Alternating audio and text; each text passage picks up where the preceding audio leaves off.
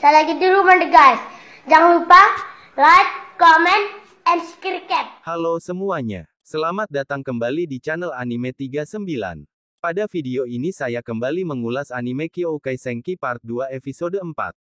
Diceritakan pada episode ini, Tezuka marah kepada Amou karena dia yang bersikap diam dan tidak mau bicara, atau bisa juga dikatakan kalau Amou sikapnya tertutup semenjak dia menghilang selama 8 bulan, Amou pun menceritakan semua yang terjadi selama dia menghilang dan apa yang membuatnya berubah. Tanpa berlama-lama yuk kita simak ulasan lengkapnya sekarang.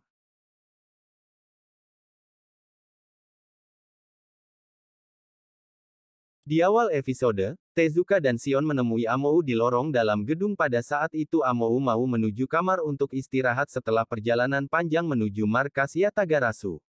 Tezuka mengetahui kalau Amou merasa sedih dan suasana hatinya sedang dalam kesulitan, dan Tezuka memaksa Amou untuk menceritakan semuanya, karena Tezuka ingin mendengarkan apa yang dia alami selama 8 bulan dia menghilang. Alasan Tezuka karena kita adalah teman dan teman harus menanggung nasib seperjuangan, mungkin itulah yang dipikirkan Tezuka dan juga Shion, dan inilah contoh teman yang luar biasa atau biasa di luar.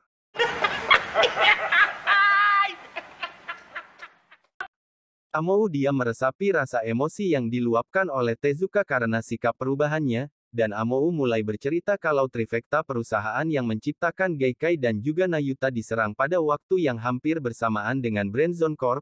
Pada saat itu dia bersama Misuzu dan teman-teman lainnya melarikan diri, dan untuk menjaga agar tidak terjadi kesalahan Amou pergi ke fasilitas penelitian cadangan yang telah disiapkan. Pada saat Amou tiba di penelitian cadangan dia mendapatkan informasi kalau militer Amerika Utara telah memperluas kendalinya, Eurasia, Asia, dan Oseania semuanya terlibat, dan banyak orang Jepang yang terlibat dalam pertempuran itu, dan di tempat penelitian cadangan Amou menghibur anak-anak dengan menceritakan dongeng sebelum tidur.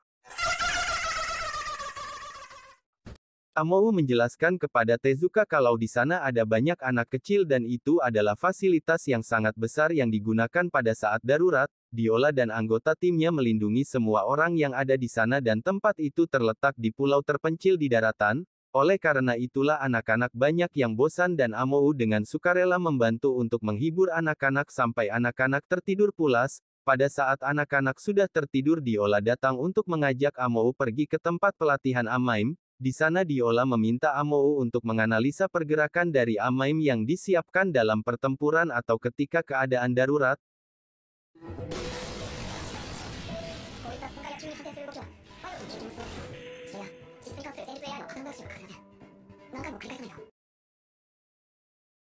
Amou yang sudah lama tidak banyak melakukan aktivitas diminta oleh Diola untuk mengikuti latihan dan Amou merasa senang dengan tawaran dari Diola. Pelatihan awal yang dijalani Amou adalah berlari mengelilingi lapangan dengan membawa senjata. Dari latihan sederhana itu Amou sudah merasa kelelahan yang luar biasa, karena sudah lama tidak melakukan olahraga. Amou yang menjalani pelatihan di fasilitas cadangan akan kembali ke markas Yatagarasu jika kondisinya sudah membaik. Dia mendapatkan informasi kalau Tezuka dan yang lainnya sedang berjuang keras dalam pertempuran melawan penjajahan. Gai mengabarkan kepada Amou kalau Misuzu berhasil menghubungi Brandzone yang sedang mengembangkan robot Amaim Kenbu model baru. Selama Amou tinggal di fasilitas itu perasaan tegang pasti ada dan selama menjalankan keseharian di sana Amou menjadi terbiasa. Di sana bahan makanan dan yang lainnya dikirim mengandalkan transportasi. Pada saat pengiriman bahan makanan terjadi penyusupan yang dilakukan oleh anak buah Germain Gobert, para penyusup memasukkan program peretas untuk merusak sistem pertahanan di fasilitas cadangan.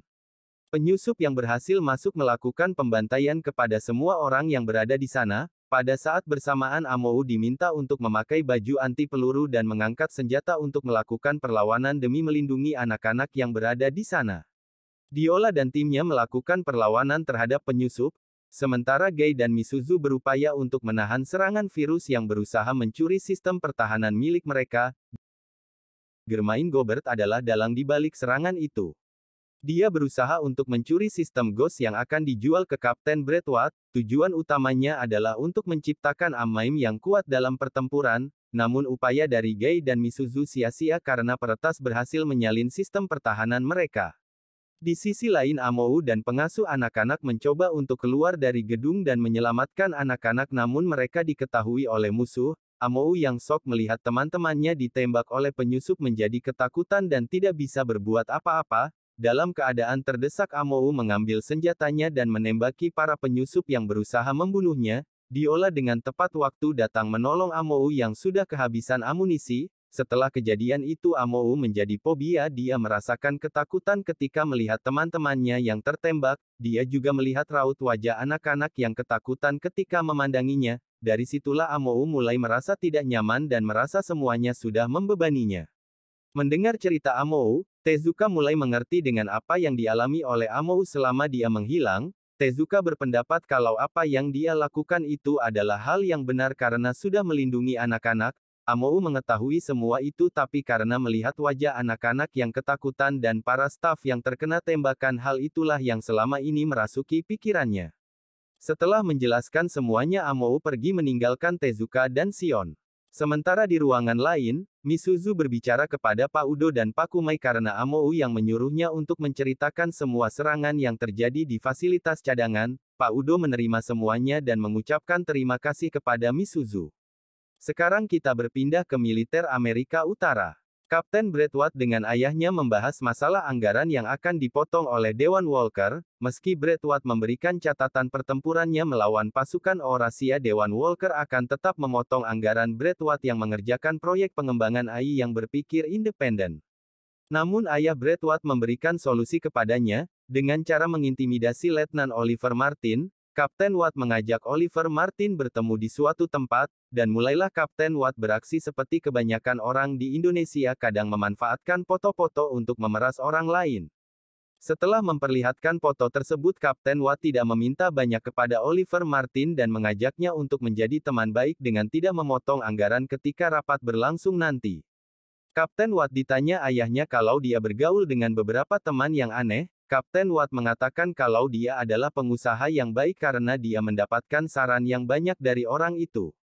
Namun ayahnya meminta untuk membersihkan itu secepatnya karena Kapten Watt disiapkan untuk menggantikan ayahnya yang sudah akan pensiun. Kita beralih ke rahasia, Mayor Zelenoy yang lagi galau-galaunya karena kekalahannya dari Kapten Watt didatangi oleh asistennya yang cantik bernama Daria. Daria mengatakan kalau Mayor Zelenoy sangat pendiam. Zelenoy menjawab kalau otaknya sedang beristirahat tapi kebanyakan tidur sangat membosankan dan sudah saatnya aku mencari kegembiraan. Daria menyampaikan kalau Letnan Alexei Zelenoy mendapatkan promosi dan surat usulan yang diajukan sudah disetujui dan dia ditunjuk sebagai kepala bagian yang bertanggung jawab. Cerita selesai sampai di sini.